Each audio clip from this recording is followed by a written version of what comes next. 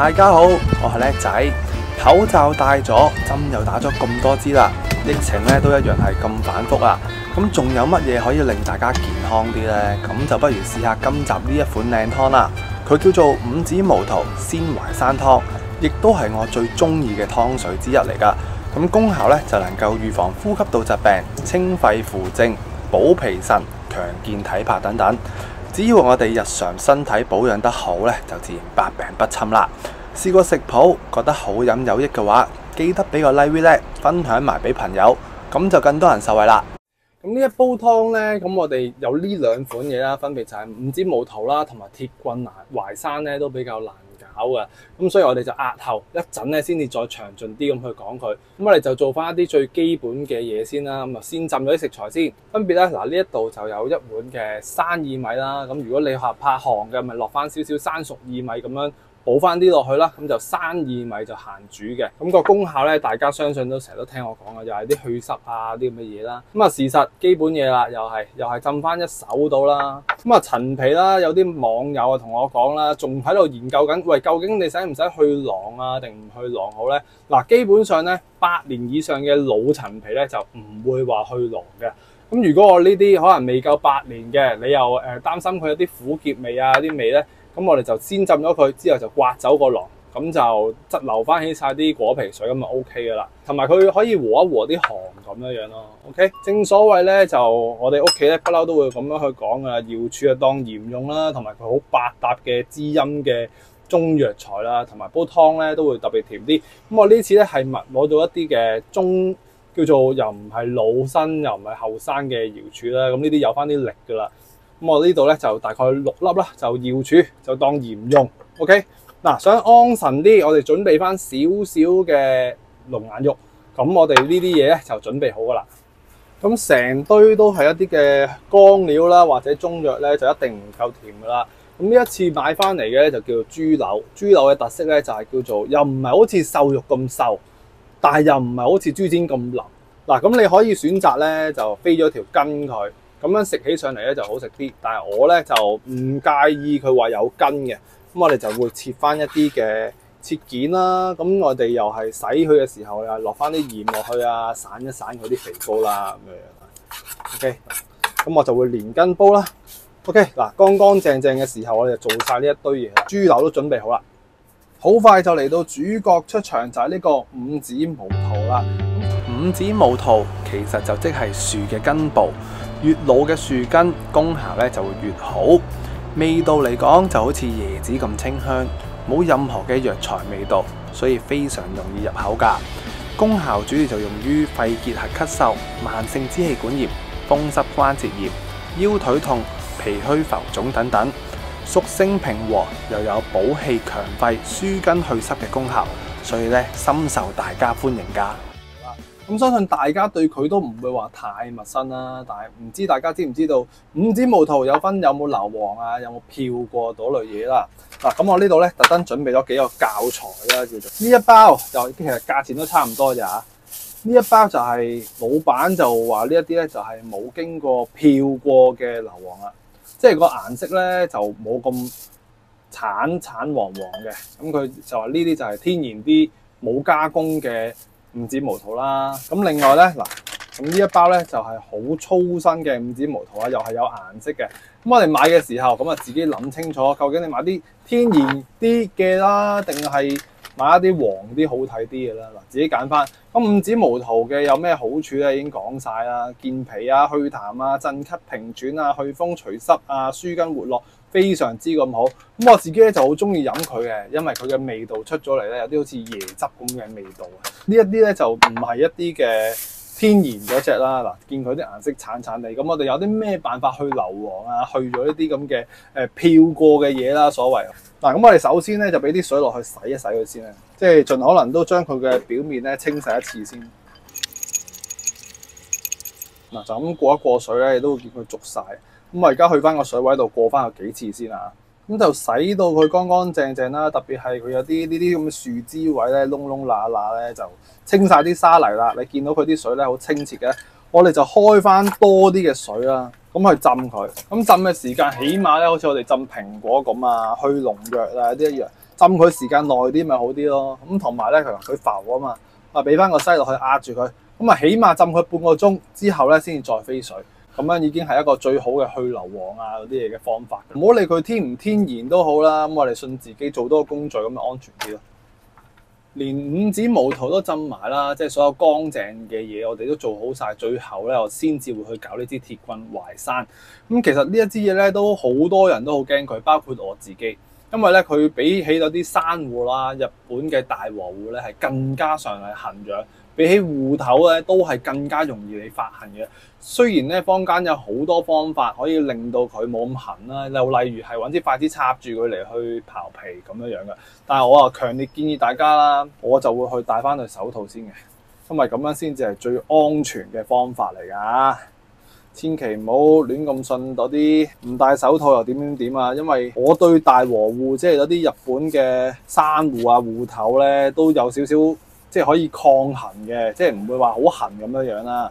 咁但係鐵棍淮山咧，我都唔夠膽，所以建議大家咧點樣都好，戴翻對手套保護自己先。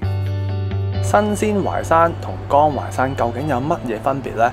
咁新鮮淮山咧，多數就會以食用為主，補陰生津嘅功效咧就會較強；而乾淮山咧就會以藥用為主，健脾止瀉嘅功效咧就會強一啲啦。分別最大就係呢兩樣嘢。咁淮山嘅功效咧，一般就有益氣養陰、補脾肺腎等等。對於脾胃虛弱、怠倦冇力、食慾不振、肺虛喘咳、尿頻、白帶過多、遺精等等嘅病症咧，都會有良好嘅治療作用㗎。屬性平和，一般人群咧都適合食用㗎。但係便秘人士咧就唔適宜多食啦。咁開始刨之前咧，我哋俾少少水落去，咁啊唔使太大水流啦。咁我哋可以咧一路刨嘅時候咧，一邊咧就將佢嗰啲澱粉質咧都刨走去，咁樣咧就冇咁容易發黑噶啦。我直情戴住對手套咧，呢一個位咧都係好跣，所以佢嗰啲液體咧真係唔係講笑好勁，所以記得一定要戴翻對手套啦。咁你刨完呢一度咧，你又想咁樣去浸住佢咧，唔夠長你就拍斷佢啦，好容易拍嘅啫，由得佢盡可能都俾佢養住喺啲水裏邊。咁而家啲水咧有啲泥都唔緊要嘅。一路喺度啤水，一邊咧刨個好處就係咁啊，白白淨淨啊，所以最好就一路刨一路吊住微弱嘅水力嚟去做，咁啊養住佢，冇咁容易氧化發黑發紅咁咯。咁臨切之前咧，我哋就準備翻兜水先。咁啊最好咧，如果有醋嘅話，加翻少少醋啦；冇醋你可以落檸檬汁啊，落少少鹽咧，佢嗰個抗氧化能力咧就會更加高啦。咁啊少少酸就 OK 噶啦，咁啊切得噶啦。咁啊一邊開住一個微弱嘅水力咯，嗱呢邊咁喺度過佢一兩下水，同埋啦都溫馨提示啊，你戴咗個手套落去切嘢咧係好難切，同埋好危險，因為咧佢呢把刀咧隨時會啜到個手套嘅，所以就小心啲啦。切嘅時候我哋咧就要切翻厚少少啦，因為其實佢都唔會話咁耐火啊，好脆啊，同埋咧加上圓形咧嗱好容易喐噶。咁啊，寧願咧就即係是但啦咁樣去切，咁樣會好啲咯，唔使話咁講究嘅。OK。最緊要安全，同埋保持得佢白白淨淨啦，咁 OK 嘅。OK 啦，小心啲，我自己都好驚啊，因為嗰啲液體好多啊。咁但係呢啲液體多咧係一件好事嚟嘅。如果你呢啲咁嘅淮山買翻嚟好乾真真嘅，嗰啲營養指數一定係偏低，放心。所以你佢越係多汁啊，越係起潺咧就越好啦。一切落去把刀咧，你望到佢就啲好似即係啲唾液咁樣樣啊，直情咁啊好嘢啊！嗱咁樣樣就原支啦，所以咧就唔係好多㗎咋，買夠一支啦。切嘅時候切翻厚啲，大概一隻手指度啦。咁你會見到佢有啲我刨得唔清嘅，咪試下批一批走佢啦。係啊，如果有啲凹位咧，都輕輕刮一刮佢，咁就冇咁嘥嘅。OK， 都補翻個鏡頭俾大家睇下先。咁呢一兜咧就係浸咗半個鐘頭嘅五指毛肚啦。咁其實咧嗱，我哋先沖完水之後已經去除咗大部分嘅沙泥啦。咁啊浸咗大概半個鐘頭到咧，連依附住喺佢上面嘅泥咧都會鬆咗出嚟啊！所以大家記得一定要浸耐啲，咁佢啲硫磺啦、漂白啦啲嘢都會溶解到出嚟啦，啲泥咧都可以鬆到出嚟。咁我哋之後咧先至再去洗翻佢幾次啦，咁樣先至攞去出水啦。洗乾淨晒啲食材，就嚟到出水嘅時候啦。咁其實基本上好多網友咧都會將眼前呢3樣嘢咧都會出水嘅。不過我自己咧就唔會將淮山出水，因為呢啲係新鮮嘅淮山啦，同埋咧新鮮嘅淮山出咗水之後咧，佢嘅營養亦都會爭緊啲嘅。同埋咧，大家可以放心一樣嘢，就係呢啲新鮮嘅淮山咧，其實係可以生食用噶。咁我想保留佢最大嘅營養，所以咧我就唔會話出水啊。加上你睇下，會揾啲白醋啊咁去浸洗佢咧，佢白白淨淨咁乾淨，冇什麼泥啊啲喺度，咁就唔需要話去出水咁啦。嗱，咁我哋個次序會咁噶，咁就會先將呢一個豬肉啦，咁就去飛咗水先，因為咧佢就會比較乾淨啲啦。咁又出完呢個瘦肉咧，先至輪到呢個五指毛肚。咁我哋就唔使話特登去另外又開多煲水嚟去出水咁麻煩啦，慳翻啲水啊嘛。OK， 咁就掂晒啦。咁啊，大概出咗1分鐘左右啦。咁我見佢水滾起咧，已經可以收得翻嘅。咁都係做表面嘅消毒殺菌。咁啊，頭先嗰段咧，啱之前講嗰段咧，真係冇計啊，因為佢個錄音問題咧，就冇咗個聲帶。OK， 出完水我哋煲得噶啦。今次我哋用個細煲嚟煲就 OK 啦，因為煲嘅時間咧都唔會話太長嘅。咁水量咧，我就會煲3000水啊。咁啊，大概4個人飲就唔會話太過多咯，1碗起2碗止到，咁就合理嘅碗啦。咁如果你多人嘅話，咪補多1000水落去，就煲夠4000水啦。凍水咧就可以加埋果皮啦，咁啊連埋啲水落啦。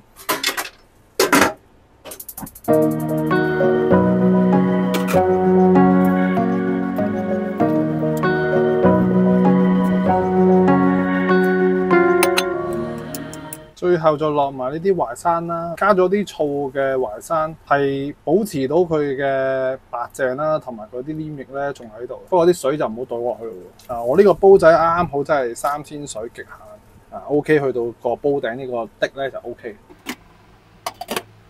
好啦，水滾起咧，我哋就煲90分鐘，即係個半鐘頭就 OK 噶啦。咁啊，用翻個中火嚟煲啦。咁喺我哋最後嘅15分鐘左右咧，就補翻少少鹽落去調味，咁就完成咗噶啦。話咁快個半鐘啦，咁啊熄火開嚟睇下咩環境啦。係咪好靚啊個顏色？個半鐘頭已經去到呢一個色水噶啦。所以話，如果咧你係煲夠2個鐘頭咧，個顏色咧就會更加濃郁啦。濃得嚟咧，佢又滴油都冇啊，所以非常之咁健康啦。特別係喺呢啲疫情反覆嘅時候，雖然處理呢一啲咁嘅淮山係難搞啲，不過佢其實幾好食嘅喎，好似薯仔咁，又好食又有益。咁同埋啦，生淮山我哋又唔係成日都食啊嘛，咁有時咧我哋要食物多樣性咧，個人先至健康啲。所以間唔時得閒就煲下呢啲叫做麻煩啲嘅湯水嚟飲下。而家已經聞到好大陣椰子味嘅。呢一啲我哋自家煲嘅湯喺出邊點可能會飲到啊？見唔見到佢咧？啲湯水越嚟越白啊！其實咧就係呢一啲新鮮嘅淮山咧，會越煲咧越粉嘅。一撳落去咧，好容易就斷開晒，好似薯仔咁樣樣。同埋佢就越煲越白啦，入口咧好滑好滑嘅。所以大家得閒咧都煲嚟飲下。希望大家中意今集嘅分享啦，特別係用瑤柱當鹽用呢個係真嘅。咁同埋千祈唔好話覺得奢侈咧，有時你有幾多錢都冇用啊，一個病已經搞掂晒啦。所以最緊要係日常嘅保養啦。咁瑤柱就好好嘅，滋陰啊啲咩都齊嘅啦。咁就大人細路都啱飲啦。咁今集我哋講到嚟呢度啦，唔阻大家。